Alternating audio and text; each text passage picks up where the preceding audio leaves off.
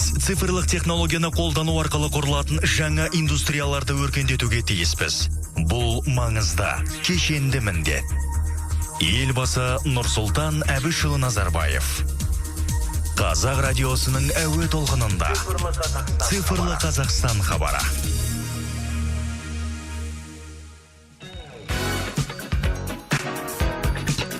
Ассалаумағалейкум, құрметті радио тыңдаушы. Еліміздің бас радиосының тікелей әуе толқынында Цифрлы Қазақстан бағдарламасы. Оның жүргізушісі мен Еламан Әмірғазы, дыбысты қадағалайтын әріптесіміз Зәмзәгүл Уәлиханқызы. Бағдарламамыздың негізгі мақсаты қоғамның әр саласындағы цифрландыру жүйесін арнайы мамандармен сұхбаттаса отырып, тыңдарман қауымға, халыққа түсіндіру. Бүгінгі біздің студиямыздың қадірлі мейманы Қазақстан Республикасы Президенті іс басқармасы медицина орталығының Қарлығаш балабақшасы республикалық мемлекеттік кәсіпорны инновациялық әдістемелік жұмысы бөлімінің басшысы, инновация әдіскері Мұралимова Света Мұратбек қызы. Света ханым, студиямызға қош келдіңіз. Қайырлы таң дейміз. Қайырлы таң. Енді сізбен біздің бүгінгі сөз етер тақырыбымыз сіздердің жұмыстарыңызға қатысты осы мектепке дейінгі білім беру саласындағы цифрландыру жүйесі жайлы болмақ. Енді елбасымыздың осы бастамасымен құрылған цифрлы Қазақстан бағдарламасының аясында қоғамның әр саласында цифрландыру жүйесі жүріп жатыр. Оны өзіңіз де жақсы білесіз. Және де мына сіздердің салаларыңыз мектепке дейінгі білім беру саласында айналып өтпегені шындық. Енді алғашқы сауалымыз болсын, мектепке дейінгі білім беру саласындағы цифрландыру жүйесі дегенде біз нені айта аламыз? Жалпы өздеріңіздің кәсіпорныңыз жайлы айтып түсіндіріп өтсеңіз. Рахмет, Еламан. Жалпы Қазақстан Республикасы Президенті іс басқармасы медицина орталығының Қарлығаш балабақшасы шаруашылықты жүргізу құқығындағы республикалық мемлекеттік кәсіпорынның құрамында 3 балабақша бар. 3 балабақшаның жалпы жобалық қуаты 750 орынды құрайды. Әр балабақша өзінше әрбір бағыттарымен ерекшеленеді. Қазіргі таңда кәсіпорын немен ерекшеленеді? Бұл жерде жалпы кәсіпорын қазір 10 жылдық педагогикалық тәжірибесі бар, ұйымдастырушылық тәжірибесімен ерекшеленеді. Жалпы цифрлық Қазақстан жобасы негізінде балабақшада, кәсіпорында қазіргі күнде ақылды балабақша және электронды балабақша жобалары іске асып жатыр. Ақылды балабақша дегеніміз не? Яғни ғимаратты басқарудың автоматталған жүйесі ақылды балабақша қазіргі бұл цифрландырудың соңғы жетістіктерін қолдана отырып, негізгі өндірістік процестерді автоматтандыруға арналған ғимаратты басқарудың автоматталған жүйесі деп аталады. Бұл жерде жалпы жоба ауқымды 4 міндетті шешеді. Біріншісі өртке қарсы қауіпсіздік жүйесі. Оның ішінде аудио хабарлар, есіктерді автоматты түрде ашу, түтін шығаруды автоматты түрде қосу, эвакуациялық шығу жолын көрсететін жарық диодты лентаны қосу, ағынды желдетуді өшіру болып табылады. Екінші, бұл енді төтенше жағдай орын алған жағдайда, иә. Екінші ауқымды міндеті терроризмге қарсы қауіпсіздік жүйесі. Яғни криминалдық элементтерді анықтау үшін ішкі істер министрлігі мен ұлттық қауіпсіздік комитет деректер базасына байланысты биометрия технологиясы бар камераларды пайдалану. Ал үшінші міндеті энергия ресурстарын сақтау, яғни жарық, су, жылыту, осындай іс-шараларды үнемдеуге байланысты. Бұл жарықты автоматты түрде қосу және өшіруге арналған жарық және қозғалыс датчиктері, жарықты басқару, су ағу датчиктері, су шығын өлшегіштері, сумен қамтамасыз етуді басқару, жылу датчиктері, жылытуды басқару, климатты басқару. Төртіншісі климатты басқару, яғни ол балалардың тікелей денсаулығына байланысты. Яғни ғимарат ішіндегі ауа температурасының қолайлы болуы деген сынды. Ылғалдандыруды жүйелендіру, содан кейін ауаны тазарту, аллергендерді анықтау және өтпе жолдарынан қорғау.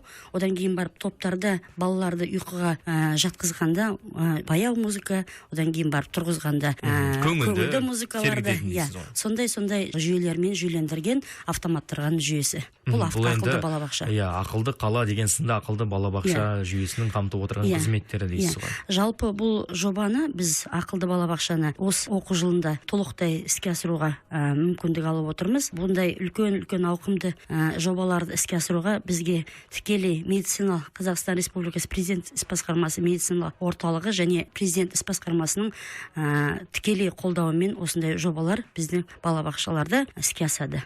Жаңа өзіңіз айтып өттіңіз, бұл енді кішігірім кәсіпорын, құрамында 3 балабақша бар дедіңіз. Әрқайсысын айтып өтіңізші, осы несімен ерекшеленеді, бір-бірімен айырмашылығы қандай? Бізде енді жалпы 3 балабақшаларда білім беру саясаты, одан кейін барып материалдық техниканы жаңарландыру, толтыру деген сияқты мәселелер бірыңғай жүреді. Әрбір балабақшаларымызда бір тек бағытымен ерекшеленеді. Бірінші балабақшаларда эстетикалық қабілеттерді дамытуға арналған болса, екінші балабақша денсаулық бағытына арналған, үшінші балабақша тілдік танымдық бағытта жұмыс жасайды. Осындай бағыттарға, басым бағыттармен ерекшеленеді. Ал қалған білім беру саясаты бәрі де материалдық техникалық базаны жаңартудың барлығы бірдей жүйеде іске асады. Енді осы ата-аналар балаларын балабақшаға тапсыратын кезде өздері таңдай ма, қай балабақшаға баратын, әлде сіздер саралайсыздар ма, сараптайсыздар ма? Жоқ, кәсіпорын жалпы мемлекеттік қызметкерлердің балаларына арналғандықтан бұл процесс біз өзіміз медициналық орталыққа қатыстымыз. Сондықтан бұл процестің барлығы балабақшаларға бөлу медициналық орталықта іске асады, бірақ ата-аналар 3 балабақшаны өздерінің таңдауларына қарай таңдайды. Енді медициналық деген, енді орталық деген аты бар екен, балалардың денсаулығына ерекше көңіл бөлінеді ғой деймін? Иә. Жалпы балалардың денсаулықтарын емес, балаларды жан-жақты дамытуға барлық жағдай жасалған. Қазіргі біздің балабақшаларды көріп, танысып жүрген барлығы айтылады. Барлық жағдай мүмкіндіктер жасалған. Енді бұл балабақша, бұл кәсіпорын тек қана Нұр-Сұлтан қаласында ма, әлде басқа қалаларда да бар ма? Қазіргі күнде Нұр-Сұлтан қаласына. Алдағы уақытта жоспарда бар ма ашу? Өзге қалаларда? Иә, өзге қалаларда енді бұл мәселені мен шеше алмаймын. Басшылық шешеді. Жақсы. Енді тақырыпқа қарай ойсай, қайтадан электронды балабақша деп айтып өттіңіз. Сол жайлы айтсаңыз. Жалпы электронды балабақша Қазақстан бойынша 9 регионда іске асып жатыр. Бірақ біздің бір ерекшелігіміз, жалпы бұл электронды балабақша ауқымды 12 модульді құрайды. Ал басқа региондар 1-2 модульмен шектелсе, қазіргі күнде біз 6 модульді іске асырып, яғни ауқымы кең, қуаты күшті дейсіз. Қуаты күшті 6 модульді біз іске асырып жатырмыз қазіргі күнде. Енді осы бойынша сіздерге жаңағындай мәлімет беретін болсам, ең бірінші мектепке дейінгі қызметтер деген бұл жаңағы ата-аналардың өтініштері, ата-аналардың ұсыныстары, хаттамалар, комиссия шешімі, балабақшаға тіркелу тізімі жаңа медициналық орталықта шешіледі. Мен жаңа айтып өттім. Ал балабақшаларда балаларды қабылдау, құжаттарды рәсімдеу, балаларды балабақшадан балабақшаға тіркеу, шығару сияқты осы бірінші модульде іске асады. Бұл бірінші модуль. Балаларды балабақшаға қабылдау рәсімі қалай жүзеге асырылады? Бұл да цифрландыру жүйесіне негізделген бе? Иә, электрондық балабақша дегеніміз, ата-аналар әрбір балабақшаға барып, бұрынғыдай қағаз толтырып, өтініштерді толтырып жатпайды. Бұның барлығы цифрлы жүйеде іске асады. Екінші модуліміз бұл ата-ананың жеке кабинеті дейді. Ата-ананың жеке кабинетінде ата-аналардың өтініштің берілген мерзімі, тізімге енгізілген уақыты, баланы балабақшаға тіркеген, рәсімдеген күні туралы ақпарат, балаларға қатысты ақпараттың барлығын жеке жаңағы ата-аналар үйінде отырып осындай ақпараттармен алмаса алады. Ғаламтордың көмегімен, компьютердің көмегімен. Баланың жеке мәліметі бойынша күн тәртібі, ескертпелер, кері байланыстар, тілек ұсыныстар, оның барлығы осы цифрланған осы жүйе арқылы іске асады. Енді үшінші модуль бойынша кәсіпорын объектілерінің реестрі дейді. Бұл жерде жаңа басында айтып өттім, біздің құрамымызда 3 балабақша бар. Сол 3 балабақшалар туралы мәліметтер, яғни фотосы, топтардың құрамы, ол жердегі қызметкерлердің саны, объектілер бойынша бүкіл ақпарат 3-ші модульде іске асып жатыр. 4-ші модуль бойынша балалар контингентін басқару дейді, яғни жаңағы балаларды бұрында қағаз жүзінде балаларды тіркеу, күнделікті қатысу дәптеріне, ал қазір осының барлығы цифрланған жүйеде болып іске асады. Жас ерекшелік топтарына бөлу, шығару, топтар арасындағы ауыстыру, одан кейін жаппай және ағымдық жөндеуге жабу туралы ақпараттың барлығы осы 4-ші модульде іске асады. 5-ші медициналық блок дейді. Медициналық блоктың бөлігінде баланың денсаулық паспорты, санитарлық эпидемиологиялық жағдайы, тамақтануды ұйымдастыру, қызметкерлердің денсаулығы, медициналық электронды журналдарды тіркеу, осындай жұмыстар іске асады 5-ші модульде. Ал 6-ші модуль жеке мәліметтерді сақтау және интеграциялар. Ата-аналарды балаларға қатысты мәліметтермен SMS және email арқылы хабарландыру. Одан кейін мемлекеттік деректер базасы интеграциясы, ұлттық білім беру деректерінің интеграциясы, яғни НОБД деп жатырмыз ғой. Осы жұмыстардың барлығы осы 6-ші модульде іске асады. Тамаша. Жалпы осы жылдың аяғына дейін осы 12 модульді толықтай іске асырамыз деген үміттеміз. Жақсы, енді ниеттеріңізге, үміттеріңізге жетіңіздер дейміз. Рахмет. Енді жаңа жалпы шолып өттік, ақылды балабақша дедік, енді бір мәнісіне үңілейікші. Қарапайым тілмен айтқанда, балалар қандай әдіс тәсілмен тәрбиеленеді? Басында айтып өттім, жалпы медициналық орталық пен Қазақстан іс басқармасының тікелей көмегімен біздің педагогикалық ұжым осы 10 жылдың ішінде үлкен педагогикалық тәжірибеге ие болды. Осы 10 жылдың ішінде бірнеше елге барып, мектепке дейінгі білім беру саласындағы өзгерістермен мәліметпен тәжірибе алмастық.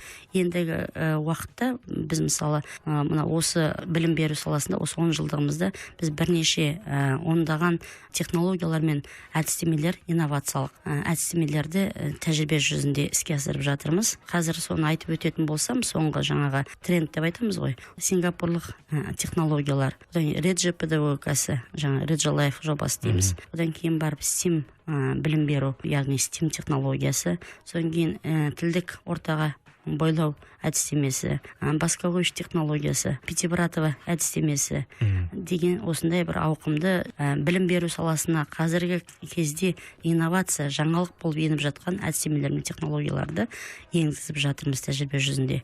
Қазір жаңағы STEAM технологиясы енді жаңа сингапурлық технология қазір Қазақстан бойынша жаңалық ретінде еніп жатыр. Бұны енді біз осы 2018 жылдың желтоқсан және 2019 жылдың қаңтар айында біз Ресей мемлекетіне барып, жаңағы 5 күнде 5 балабақшаның деңгейлерімен танысып қайттық. Сол кездегі танысқан іс тәжірибемізді, яғни әдістемелер мен технологияларымызды өзімізге келіп, Қазақстан келіп, оны тереңдей ғаламтор арқылы танысып, зерделеп, енді ғана біз 2 ай болды іске асырып тәжірибеге енгізіп жатырмыз. Енді білуімше сіздерде 4К деген оқыту жүйесі дейміз бе, сондай бар, иә? Иә, дұрыс айтасыз. Бұл жерде 2018 жылдың 5 қаңтардағы президенттің халыққа жолдауындағы мектепке дейінгі білім беру саласындағы 4К моделіне жаңа баса көңіл бөлу деген жобасы бар ғой. Сол бойынша мынау жаңа мен айтып өткен соңғы технологиялар мен әдістемелер бұлар тікелей жаңа бала бойындағы 4К моделін қалыптастыруға тікелей байланысты. Жалпы бұл технологиялар, енді технологиялар бойынша айтып өтсем, мысалы сингапурлық технология қазір баланың өзіңіз айтпақшы 4К моделін қалыптастыруға тікелей әсерін тигізеді. Бұл командалық жұмысқа үйрету, одан кейін барып коммуникация, яғни балалардың ауызша сөйлеу тілін дамытуға, содан кейін сыни тұрғыдан ойлауын, содан креативтілік қабілетін көрсетуге тікелей бағытталған. Одан кейінгі STEAM технологиясы бойынша бұл енді үлкен ауқымды 5 саланы құрайды. Бұл жаратылыстану ғылымдары, одан кейін инженерия, математика, содан кейін барып шығармашылық, содан кейін технологиялар. Яғни балабақшаларда қазір бұл технология өте бір автоматтандырған жүйе сияқты, жаңа ақылды балабақша деп айттым, бұл соның цифрландырудың ең жетістігі деп айтуға болады. Енді бұл жерде бала 5 саланы бірдей қамтып, бір жерде шоғырланған әдістемелер жиынтығы деп айтуға болады. Бұл жерде балалар инженерия мен технологиялардың робототехника, шағын роботтар, Йохакуб дейді, яғни инновациялық дамытушы конструкторлар бойынша балалар өзінің алғашқы инженерияның негізін алады. Білімін алады дейсіз ғой. Енді жалпы сіздердің балабақшаларыңызда тәрбиеленген балалар жан-жақты болып өседі, тәрбиеленеді. Енді ата-аналардың жалпы көзқарасы, олардың ойы қандай? Ата-аналар жалпы 90% енді риза деп айтуға болады, оны толықтай мен айта аламын. Бірақ енді өзіңіз білесіз ғой, енді ұсақ түйек ұсыныстар, пікірлері болады.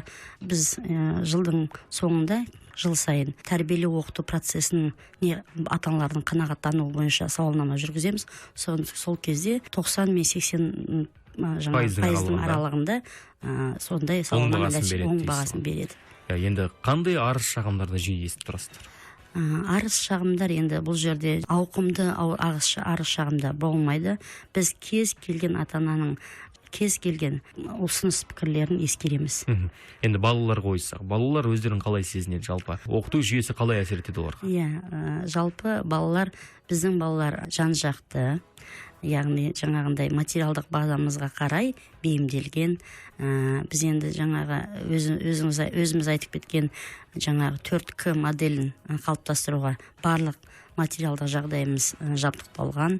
Енді соған қарамастан балаларымыз жан-жақты, ән де айтады, би де билейді, сурет те салады. Оның жаңағы нәтижесі ретінде жылдың соңына қарай біз педагогикалық кеңесте әрбір оқу жылы бойынша біз талдама жасаймыз. Сол кезде көптеген түрлі деңгейдегі республикалық, халықаралық деңгейдегі балаларды мерекелерге, яғни іс-шараларға қатысу жағдайын жасаймыз. Тамаша. Света ханым, енді біздің студиямызға келіп арнайы сұхбат бергеніңізге, жұмыстарыңызбен бөліскеніңізге көп рахмет. Кәсіпорындарыңызға тек сәттілік тілейміз, өсіп өркендей беріңіздер дейміз. Құрметті радио тыңдаушы, бұл цифрлы Қазақстан бағдарламасы. Студиямыздың бүгінгі қонағы болған Қазақстан Республикасы Президенті іс басқармасы медицина орталығының Қарлығаш балабақшасы республикалық мемлекеттік кәсіпорны инновациялық әдістемелік жұмысы бөлімінің басшысы, инновация әдіскері Мұралимова Света Мұратбекқызы болатын. Біз өздеріңізбен қоштасамыз. Айтар сөзіңіз бар ма? Бар. Мен енді мынау мектепке дейінгі білім беру саласындағы бір жаңалықты бір құлақ қағыс ретінде айтып өткім келеді. Біздің осы жылдың 26 сәуірінде Астанаға арналған семинарымыз болып өткен қалалық. Ол жерде Астана қаласының педагогтары келіп бағасын беріп кетті. Осы мына 15 маусымда республика деңгейінде республикалық семинар өткіздік. Ол жерден де 17-14 облыс 3 үлкен қаладан келіп қатысты, өте жақсы оң бағасын беріп кетті. Сондықтан сіздерге мектепке дейінгі білім беру саласындағы педагогтар үшін 2019 жылдың 19 және 20 қыркүйек айында бізде халықаралық форум өткелі жатыр. Соны ақпарат ретінде бергім кеп тұр. Қойған мақсаттарыңызға жете беріңіздер дейміз. Біз өздеріңізбен қоштасамыз. Бағдарлама тізгінінде болған мен Елеман Әмірғазы, дыбысты қадағалаған әріптесім Зәмзагүл Уәлиханқызы.